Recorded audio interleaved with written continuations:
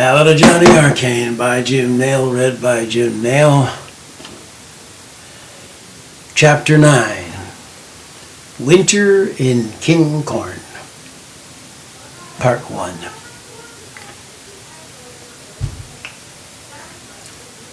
So Johnny Arcane spent that winter in the town of King Corn, sleeping nights at Ant and Bear Claws, spending most of the daylight hours with Frankie in his workshop, and retiring in the evenings to the long hall for food and companionship with the townspeople. Evenings in the long hall, the musicians gathered when they could.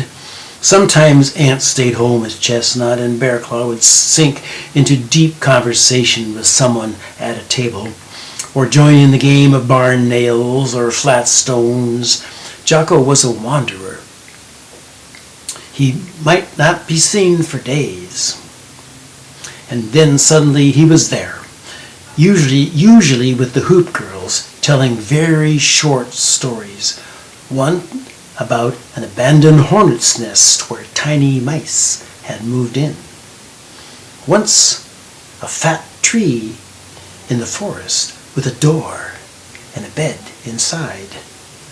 Once a footbridge over a pond which reflected a face other than your own. But his words were always few. That winter a craze of arm wrestling broke out among the men and some of the women too. The reward for a pinning was usually a kiss from a scullery maid. But when two women wrestled, there was no reward.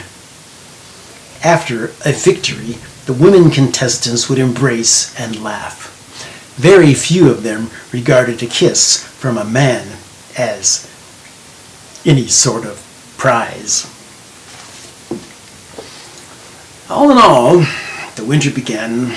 Wearing a dress, quiet drowsiness, especially in the daylight hours when there was no one in the long hall and very few people in the meadow or the dispensaries.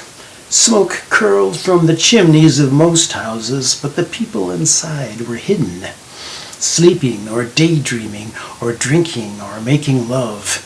Who knows what they were doing, or even if they even existed at all behind those snow-drifted doors. But mornings and afternoons in the workshop, Frankie kept busy and Johnny followed behind, picking up the crumbs of mystery that the man dropped as he went about his work. Frankie obsessed over understanding the attractions. "Birdie Man wants me to harness them," he said, "so to make our lives more comfortable. That doesn't interest me. It only keeps us here. I want to go outside of here, but without leaving. I want to arrive without traveling." He was quite certain this had been done before, in a forgotten time, and he was always on the lookout for dolmens that might harbor this power. But every now and then he let down his guard and suggested that the power might reside in the attractions of human emotion. "Do you have anything that belonged to her?" he asked one afternoon. "Did she ever give you anything?" Johnny thought for a moment. "Yes, I do. In the box with the map. I've been meaning to tell you about it and show it to you." He fumbled through the parchments till he found the picture of the waterfall. Still folded, he handed it to Frankie. Frankie's eyes grew bright and his hands trembled a little on the edges of the page. His mouth curled into a smile. "It can be done." Lucy said she thought it was painted by tiny people, no bigger than your finger, with very small brushes. "No, of course not. There are no such people. Listen, Remember what you once told me about the magic lantern in Jocko's room? Yes. The magic lantern, that's what Frankie had called it when Johnny first described the projected people walking upside down on Jocko's wall. Frankie set himself to hauling down vials of powders and pots of colored liquids from the shelves. In beakers he prepared potions of various hues and viscosities. With a brush he painted blotches on any flat surface he could find, plates, saucers, bits of vellum. He set these things in the pale light of the window ledge and placed objects on them. Nails, bracelets, tufts of lichen, acorns. I don't know what these substances are, he said. My scouts bring them. They find them growing on trees or crystallized in caves. Some of them are pollens, some are minerals, some of them are dolmens, hiding in glass jars in hidden cellars. I play with them to see what happens. I have learned a few things. The next morning, Frankie carefully removed the objects from the surfaces to see what he would find underneath. On some, he found nothing, just the dried paint, maybe a little chipped and crumbly, but on others, there was a perfect darkened imprint of the object in all its detail, a fixed shadow. Shadows, he said. That's how it's done. The waterfall in your picture, somewhere it exists. Someone was able to capture its shadow, like the shadows you see on Jocko's wall, through the magic lantern. This work went on for several days. Frankie began to practice with color. He pressed green and autumn gold leaves on the surfaces. Their membranes stretched so thin that light passed through them. He removed a pane of glass from one of his windows and flattened it against the artifacts. Some of the substances only left gray silhouettes, but after many trials and errors, he discovered a potion that cast a perfect colored image. All the nuances of the leaf, the green veins standing out like maps of rivers, the yellow flecks of sunburn, the crackly brown of the edges. And now, for the big experiment, he announced one morning. It was a bright, cloudless day, the sunshine glinting blindingly off the snowdrifts in the meadow. Frankie grabbed a painted sheet of parchment and had Johnny walk him to the log house, where they strode through the long hall, and he pounded on Jocko's door with his crutch. No answer. He thrust open the door. There was no one inside, but a perfect landscape of snowy billows was glimmering, cast by the magic lantern onto the wall above the shelves. "Oh, that will never do," he grumbled. "There's nothing there. We need an image. Johnny, go outside and stand by the wall until I can see your image." So Johnny went outside and stood by the wall while Frankie called to him from the inside. "To the right, to the left, a little higher. There, hold that position." It took a long time, with Johnny standing still and straight as a tree, trying to contain his shivering, while the magic lantern carried his image into the warmth of Jocko's room.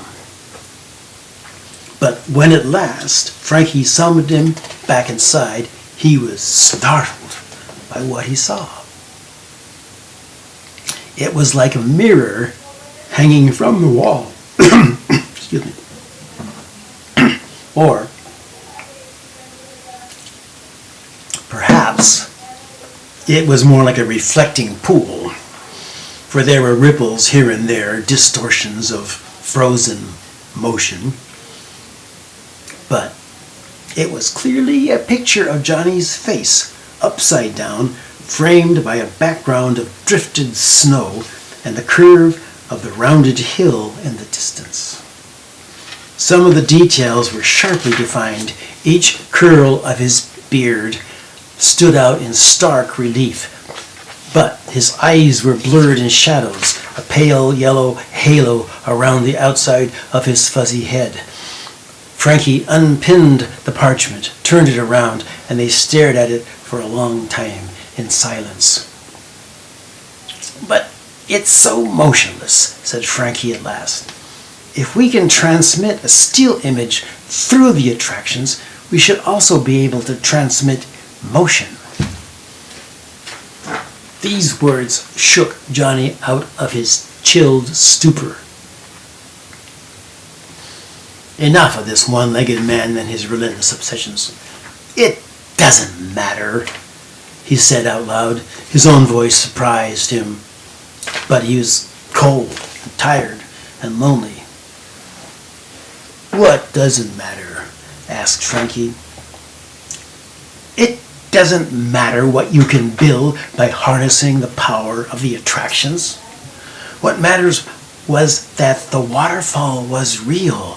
It existed somewhere in space and time, and it was Lucy who gave me the picture." Lucy.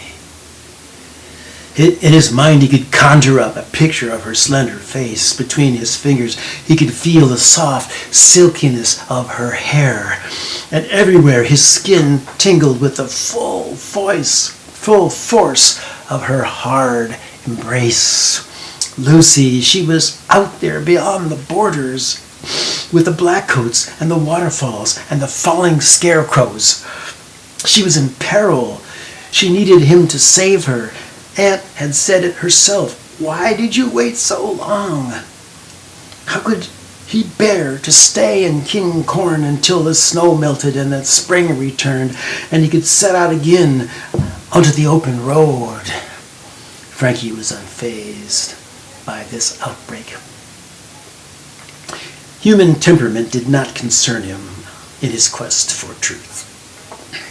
He simply unpinned the picture, mounted his crutches, and started for the long haul. The musicians gathered that night after supper. It had been weeks since they had played, and Bearclaw and Aunt appeared with weary, careworn faces, having been up 3 nights nursing little Chestnut through a worrisome fever haunted by nightmares.